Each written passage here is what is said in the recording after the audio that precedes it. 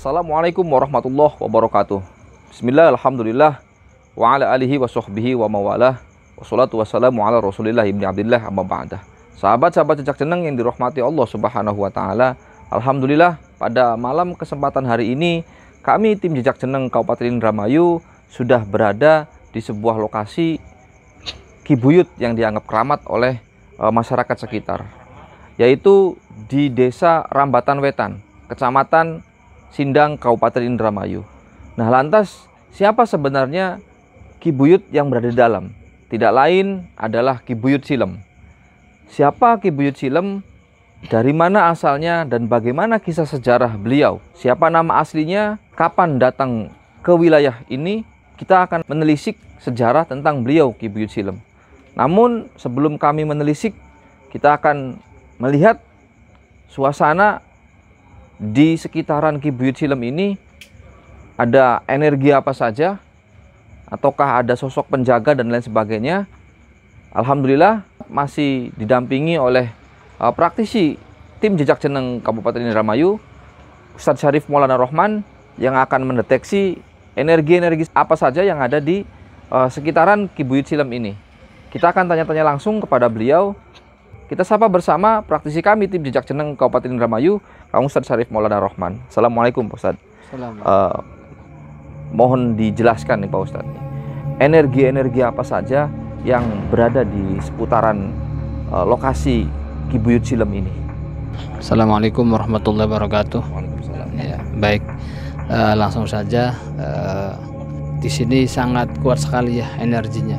Ketika saya masuk sudah disambut dengan energi hawa hangat yang sangat gitu. Karena di sini banyak makhluk astral yang terutama yang di depan ada sosok yang besar dan bertaring. Mungkin itu yang sering dikatakan orang sini ketika lewat, katanya jahil gitu ya, katanya mengganggu, menampakkan diri gitu. Di situ ada sosok yang tinggi besar, terus ada sosok ular yang panjang ya, bahkan ular itu hampir melingkar ke sini ya, panjangnya. Ada juga sosok macan yang besar, sekarang ada di sebelah sana, ada di sebelah sana yang saya kelihatan cuma satu. Kalau saya lihat di sini ada dua sosok macan yang selalu berada di sini, cuman hari ini saya lihat ada satu. Terus banyak ya makhluk-makhluk yang lain, diantaranya mungkin makhluk yang berada di luar sekitar ini, dan mungkin makhluk-makhluk karena kalau kita lihat memang dari energinya sangat kuat sekali ya, karena banyak makhluk-makhluk yang mungkin dikatakan orang sini juga ketika lewat banyak yang penampakan. Jadi sudah mendengar dari masyarakat setempat kalau di sini memang terkenal sangat jahil gitu. Begitu. Terutama yang kalau saya lihat di daerah-daerah sini, ini yang sering menampakkan.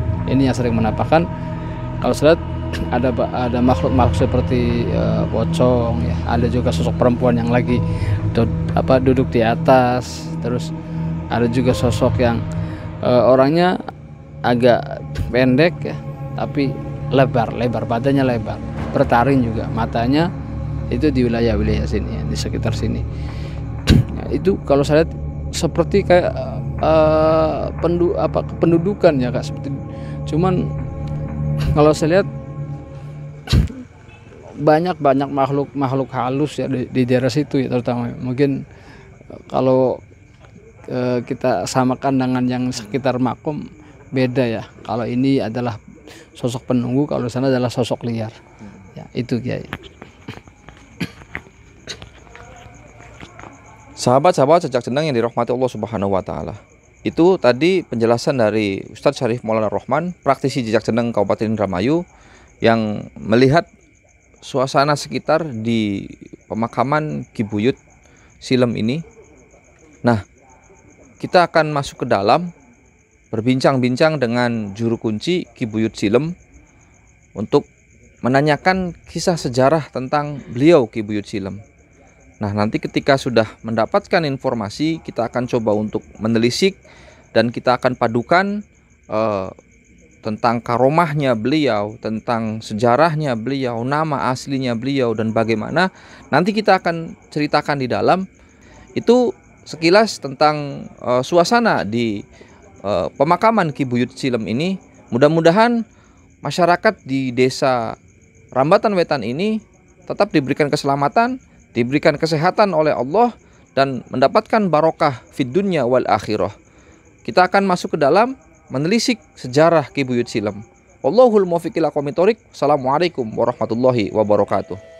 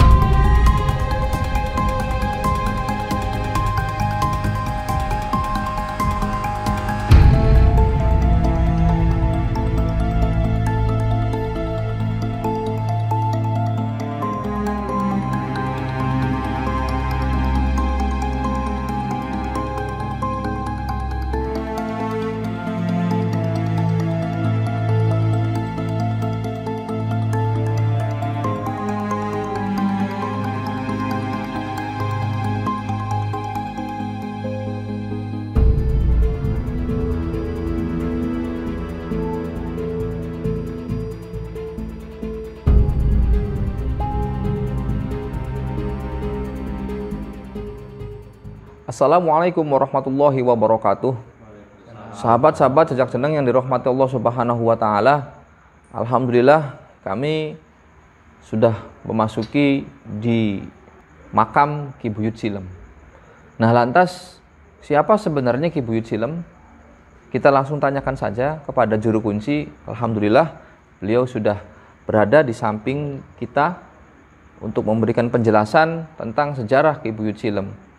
Siapa beliau, dari mana asalnya, dan bagaimana kisah masyarakat tentang Ki Buyut Silem ini. Mungkin ada beberapa masyarakat atau tokoh sepuh di sini mengetahui sejarah tentang beliau Ki Buyut Silem. Sebelum kami melakukan penelitikan, karena ketika kami melakukan penelitikan agar tidak ada kesimpang siuran, maka hal yang demikian patut kita tanyakan terlebih dahulu kepada juru kunci ataupun kabar-kabar dari masyarakat lainnya tentang beliau Ki Buyut Silem ini. Kita sapa bersama Kang Haji. Assalamualaikum Kang Haji. Sehat ya Kang Haji ya. Mohon diceritakan nih Kang Haji nih sejarah tentang Ki Buyut Silem ini menurut versinya Kang Haji ataupun kisah-kisah dari masyarakat yang mengetahui sejarah tentang Ki Buyut Silem ini.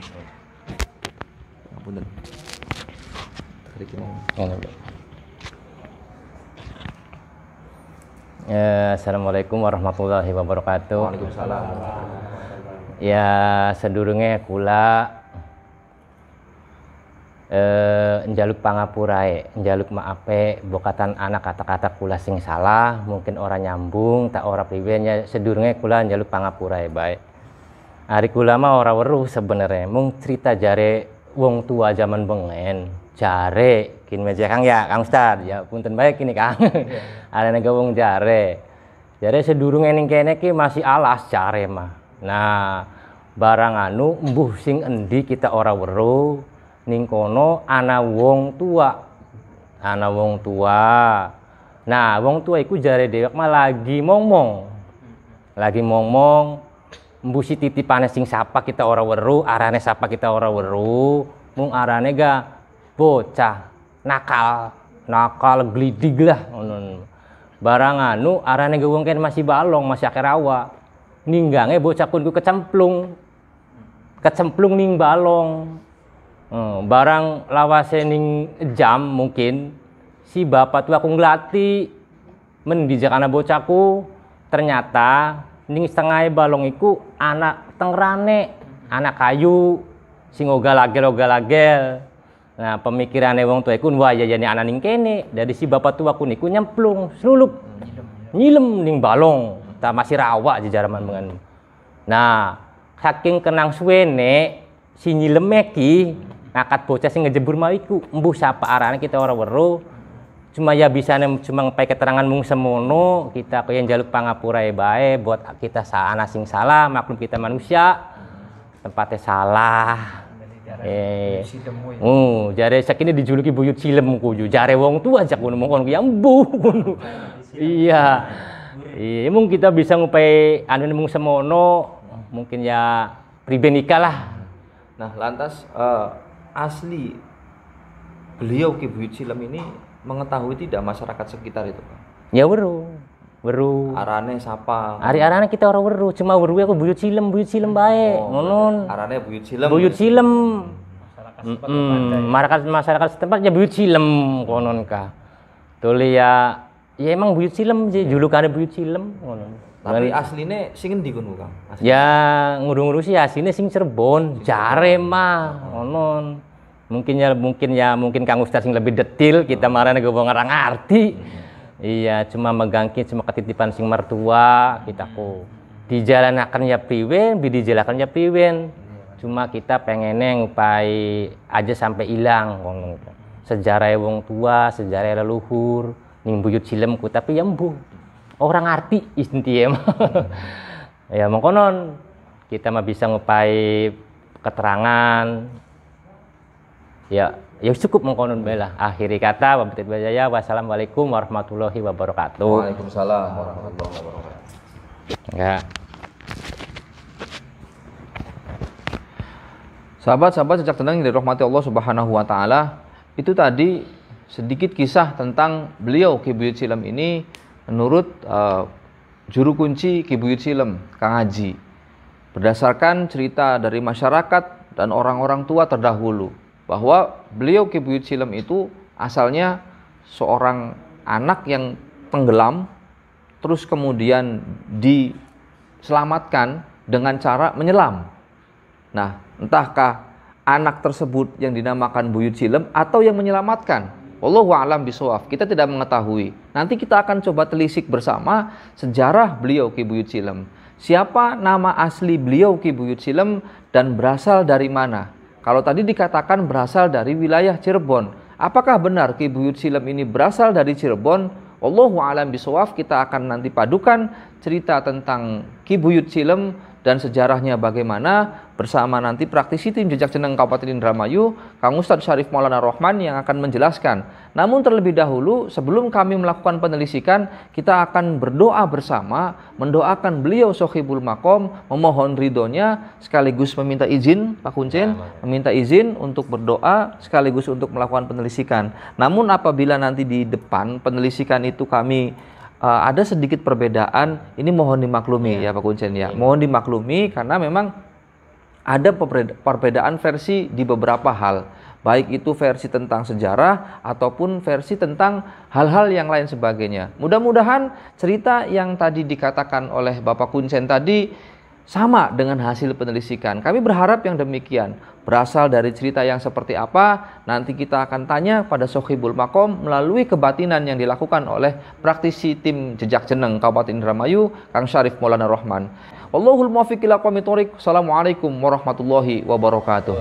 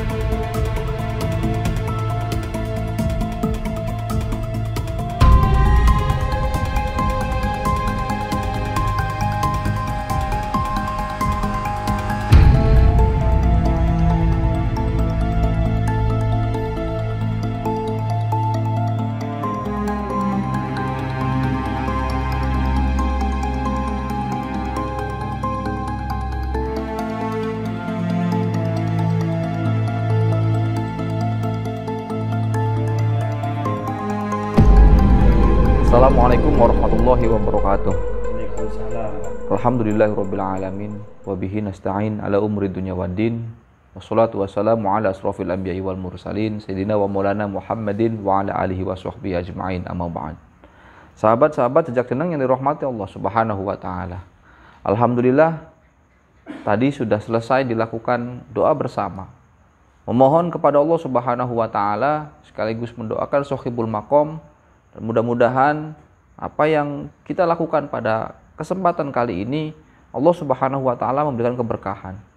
Cukup lama memang kita melakukan penelusuran pada malam hari ini agar kegiatan kita pada malam hari ini mendapatkan hasil yang maksimal. Penelusuran demi penelusuran, 1 kali, 2 kali kita lakukan, tetap masih belum menemukan hasil dan lain sebagainya, lanjut kita lakukan, maka hal yang demikian insya Allah kita selalu diberkahi oleh Allah subhanahu wa ta'ala. Kehidupan kita, perjalanan kita, kegiatan kita sehari-hari mendapatkan berkah dari Allah subhanahu wa ta'ala. Oleh karenanya ketika kita melakukan sebuah ikhtiar dan lain sebagainya, berpasrahlah diri kepada Allah subhanahu wa ta'ala untuk mendapatkan hasil yang terbaik. Itu yang kami lakukan tim Jejak Jeneng Kabupaten Indramayu, menelisik sejarah Ki Buyut Silem ini, agar yang tadi sudah diceritakan oleh Kuncen Ki Buyut Silem tidak jauh beda dengan hasil penelusuran yang akan disampaikan oleh praktisi kami tim Jejak Jeneng Kabupaten Indramayu, Kang Ustadz Syarif Maulana Rohman. Beliau tadi sudah melakukan penelusuran dengan metode kebatinan yang dilakukan oleh beliau berkomunikasi dengan sohibul makom. Perlu diketahui juga bahwa makom Ki Buyut Silem di sini adalah merupakan sebuah petilasan, bukan sebuah makom. Nah, lantas tempat apa yang menjadi petilasan di sini? Nanti kita akan tanya-tanya, dan siapa yang menjadi pemilik tempat ini? Apakah beliau Ki Buyut Silem itu sendiri, ataukah istrinya, ataukah siapa? Nanti kita akan tanya kepada praktisi tim Jejak Jeneng Kabupaten Indramayu yang sudah berhasil melakukan komunikasi. Tentunya ini adalah versi tim Jejak Jeneng Kabupaten Indramayu. Namun perlu diketahui juga bahwa Bapak Kuncen pada malam hari ini tidak bisa mendampingi kami karena beliau ada kegiatan yang memang tidak bisa ditinggalkan, tapi tidak mengurangi rasa hormat kami, rasa ta'zim kami. Sudah melakukan izin kepada beliau dan beliau alhamdulillah mengizinkan. Insya Allah ini akan dijadikan sebagai keberkahan untuk kita. Mudah-mudahan hal yang demikian tidak menjadi salah paham di lingkungan masyarakat di Desa Rambatan Wetan ini. Kita sapa bersama Ustadz Syarif Maulana Rohman yang akan memberikan penjelasan. Tentu kita akan tanya-tanya sedikit tentang sejarah dari Ki Buyut Silem ini. Assalamualaikum Pak Ustadz. Mohon diceritakan Pak Ustadz hasil penelusuran tadi tentang sejarah dan asal-usul dari Ki Buyut Silem ini. Nah, katanya tadi ada di sini itu bukan merupakan kuburan, akan tetapi sebuah petilasan yang memang dibentuk sebagai kuburan. Tapi walaupun di sini tidak ada sosok yang dikubur, melainkan sebuah petilasan, tidak mengurangi rasa ta'zimnya karena memang dari awal pun juga energinya sangat luar biasa. Berarti ini sebenarnya tempat apa di sini tuh Pak Ustadz? Monggo. Assalamualaikum warahmatullahi wabarakatuh.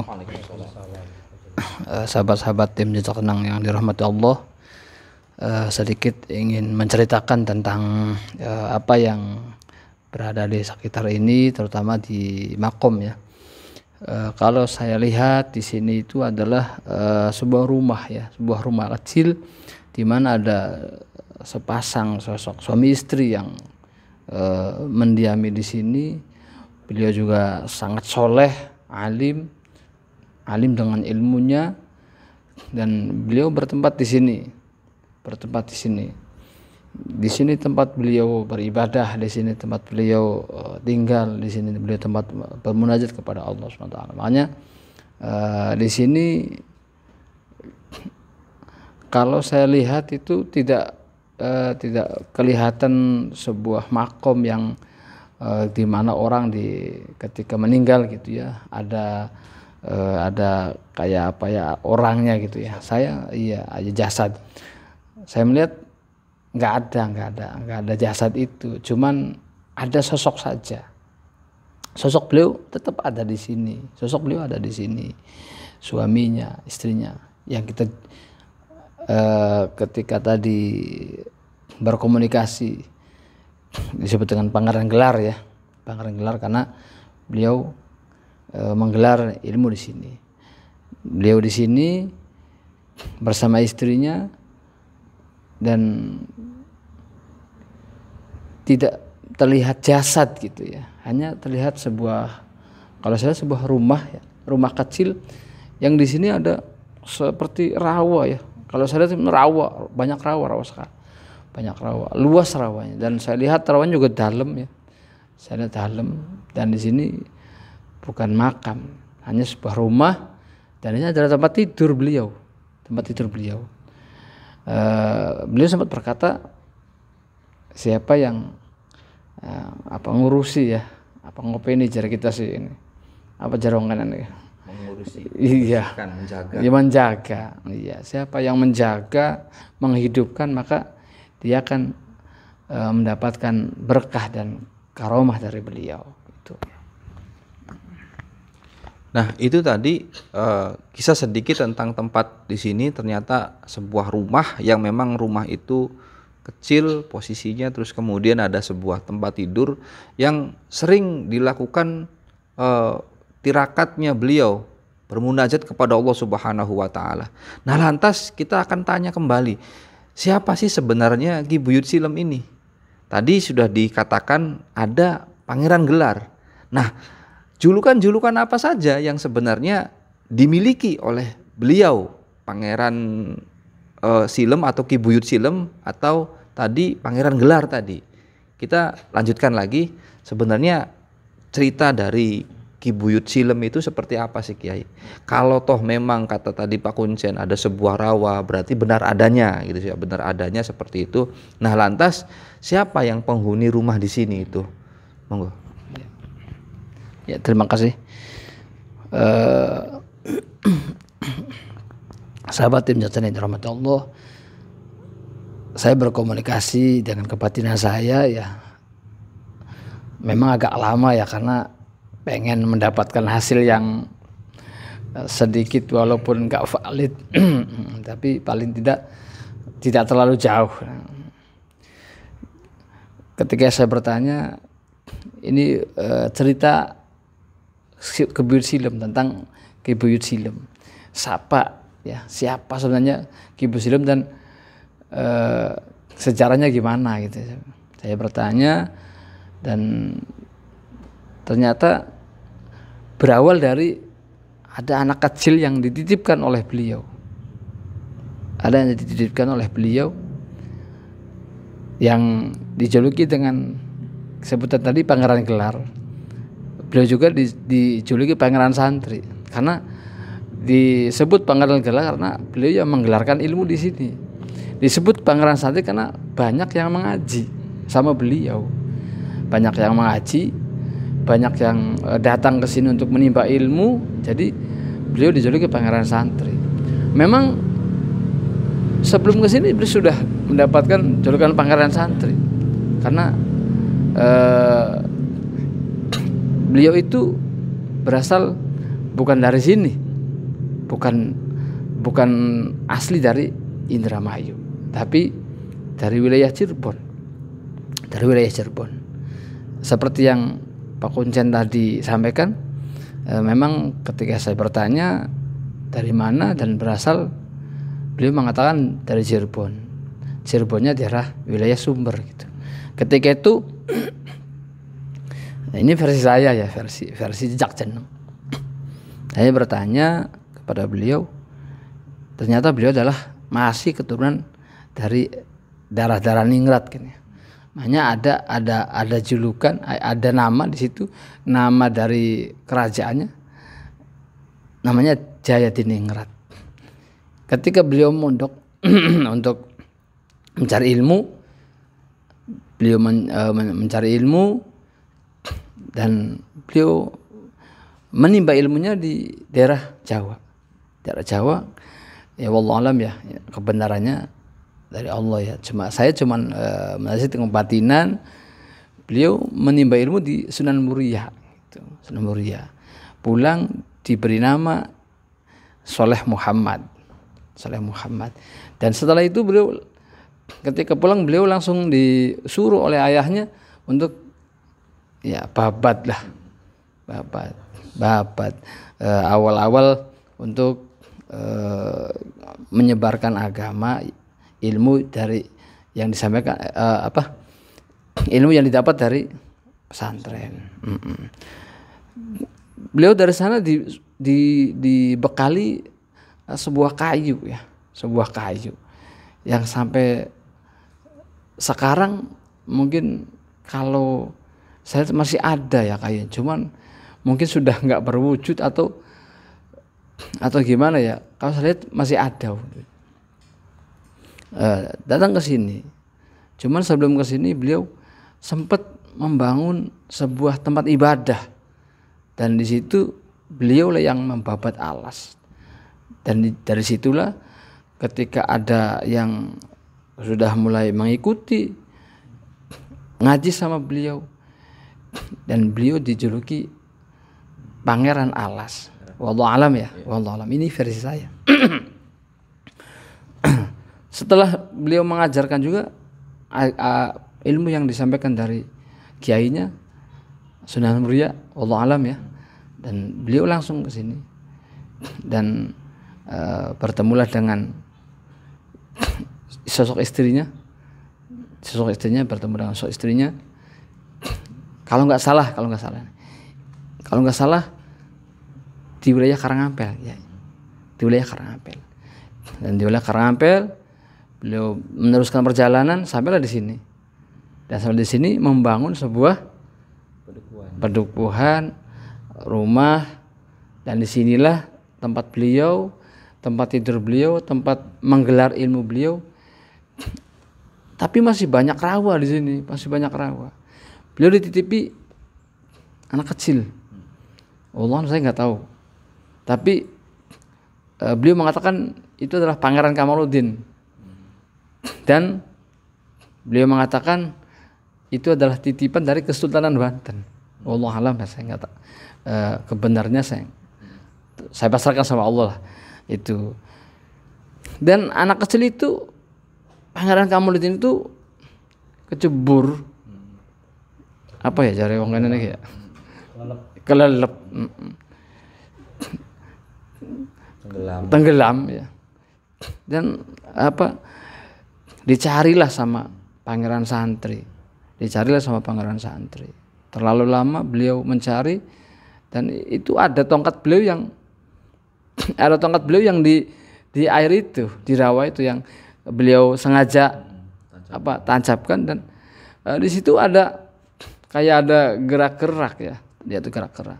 Akhirnya beliau menceburkan diri dan mencari, dan ternyata benar Pangeran Kamaluddin dari situ nyilem. Dari sejarah Buyut Silem ini adalah berawal dari Pangeran Kamaluddin dan Pangeran Santri. Jadi Buyut Silem ini adalah dari dua sosok ya, yang mana sosok yang sama-sama bukan orang-orang biasa ya. Jadi bukan Buyut Silem itu bukan satu orang yang biasa kita telisik di makam-makam yang lain ya. Ketika satu makom ya beliau gitu. Tapi Buyut Silem ini adalah cerita dari dua sosok yang sama-sama menjebruk, yang menolong dan yang ditolong. Iya, gitu. Itu Kiai. Itu tadi sahabat-sahabat Cicak Ceneng yang dirahmati Allah Subhanahu wa taala, komplit memang cerita tentang Ki Buyut Silem ini. Ada dua sosok yang dijadikan sebagai satu nama, yaitu Silem. Silem bahasa Indonesia berarti menyelam. Menyelam, lama tidak muncul ke permukaan untuk menyelamatkan antara Pangeran Kamaluddin sebagai korban yang tenggelam tadi dan pangeran santri yang menyelamatkan. Nah, dari kejadian hal yang semacam ini muncullah sebuah nama dinamakan Silem, dan sampai sekarang oleh masyarakat sekitar dinamakan Buyut Silem. Nah, lantas karomah apa saja yang beliau miliki? Terus kemudian ada torekoh-torekoh apa saja yang beliau sering kerjakan, sering baca, sering istiqomahkan. Karena ketika menjadi orang yang alim pasti akan memiliki sebuah karomah dan olah tirakat. Tirakat diantaranya adalah sebuah wiridan atau dan lain sebagainya yang sangat beliau sukai. Di antaranya mungkin pasti ada sedikit gambaran dan tanya-tanya yang beliau senangi tentunya. Dan ini akan dijadikan sebagai suatu warisan untuk generasi yang akan datang. Bila datang ke pesarean atau petilasan Buyut Silem ini, maka beliau senang dengan bacaan apa gitu. Nah, kita akan tanya-tanya lagi, karomah apa saja yang beliau miliki dengan tirakat-tirakat atau bacaan apa saja yang beliau senangi. Nah, kita akan tanya sama Kang Ustadz Syarif Maulana Rohman. Ya, terima kasih. Ki Buyut Silem di sini memiliki karomah ya, memiliki karomah. Saya mendapat informasi dari Nyai Gelung, istrinya ya, atau Nyai Murtasi ya. Nyai Murtasi itu beliau mengatakan siapa saja yang menghidupkan di tempat yang beliau tinggali ini dengan banyak zikiran, dengan banyak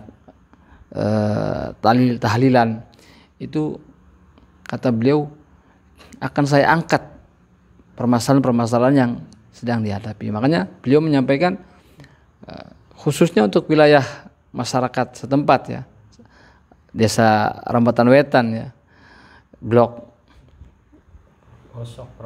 Probosok, Karangbaru ya.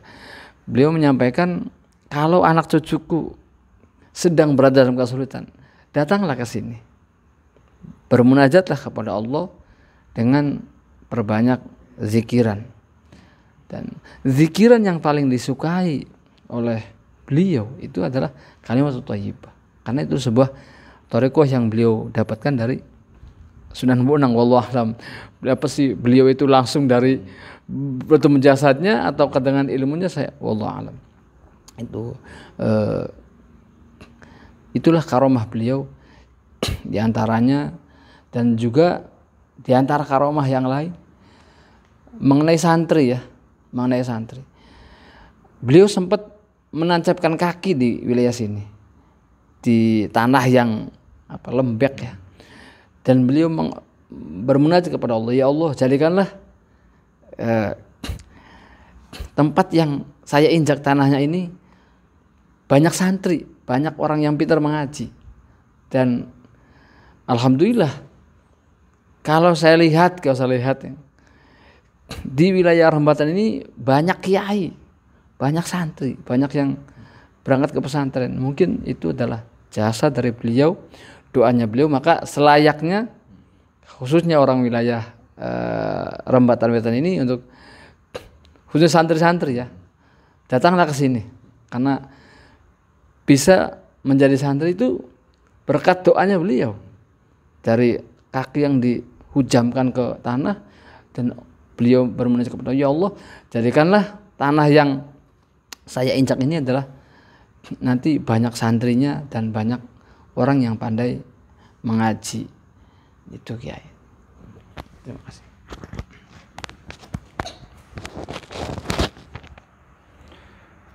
Sahabat-sahabat sejak jeneng yang dirahmati Allah Subhanahu wa taala, itu tadi kisah tentang beliau Ki Buyut Silem ini sudah diceritakan oleh Kang Syarif Maulana Rohman selaku praktisi tim Jejak Jeneng Kabupaten Indramayu, dari mulai awal berdirinya sebuah daerah yang memang daerah di sini itu banyak rawa.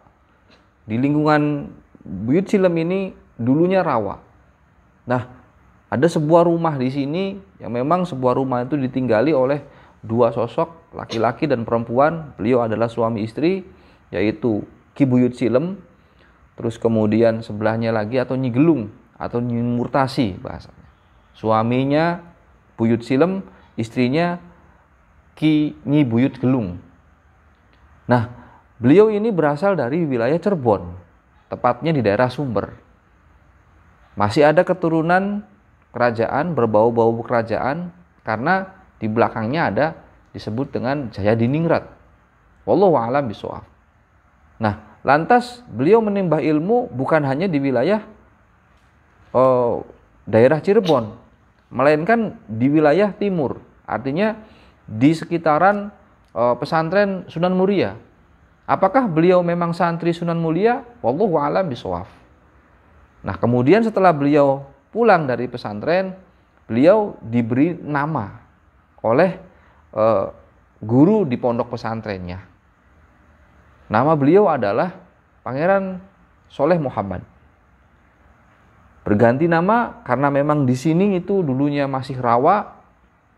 Beliau membangun sebuah pendukuhan kecil di sini, membangun sebuah tempat di sini, terus kemudian mendirikan sebuah pesantren di sini. Ketika membangun, beliau dijuluki sebagai Pangeran Alas. Perlu diketahui juga bahwa Pangeran Alas, pernah kita sering dengar nama Pangeran Alas pada saat penelisikan Ki Buyut Raden Ananta, ada muncul nama Pangeran Alas. Apakah Pangeran Alas tersebut itu ada hubungannya dengan beliau Ki Buyut Silem atau Raden Ananta? Wallahu a'lam bishawab. Kami tidak menelisik hal yang demikian, tapi menurut praktisi tim jejak jeneng Kabupaten Indramayu, Kang Syarif Maulana Rohman, beliau mengatasnamakan dirinya, julukannya adalah Pangeran Alas, karena beliau yang membabat wilayah di sekitaran daerah ini. Nah, dijadikanlah sebuah tempat, sebuah rumah kecil, dan rumah kecil ini dijadikan sebuah pesantren kecil. Pesantren kecil tempat mengajinya beliau, dan beliau dijuluki sebagai Pangeran Santri. Sudah beliau nyantri di Muria, beliau pun di sini juga banyak santri, dan akhirnya dijadikan nama sebagai Pangeran Santri. Mulanya banyak sekali di lingkungan wilayah Rambatan Wetan ini, masyarakatnya banyak dari kalangan santri. Sudah pasti jelas kalau memang di sini banyak santri, awalnya orang tuanya terlebih dahulu adalah Pangeran Santri.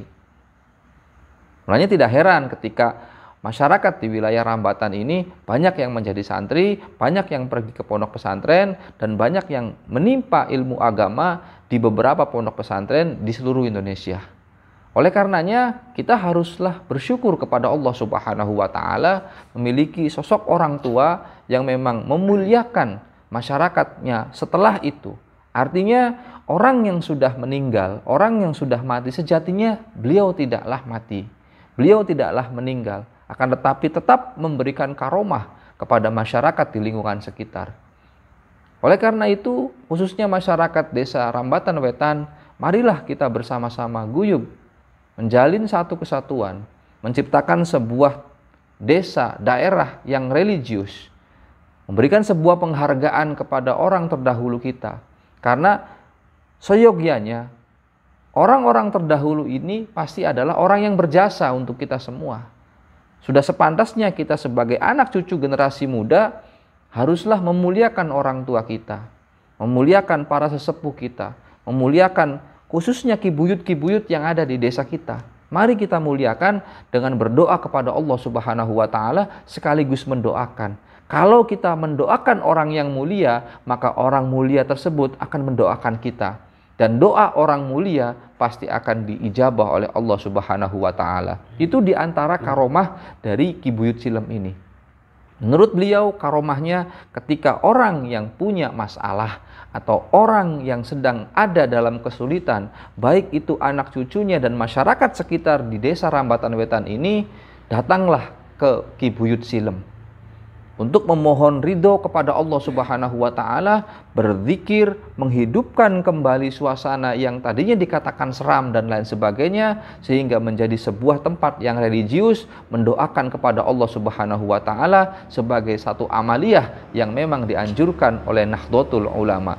Tahlil, berdoa, memohon ridho kepada Allah Subhanahu wa Ta'ala, sehingga orang yang dimuliakan tadi, orang yang didoakan tadi akan menyambungkan doanya kepada Allah Subhanahu wa Ta'ala. Apalah artinya diri kita ini? Kalaupun kita memang selalu langsung berdoa kepada Allah, insya Allah lama terijabahnya.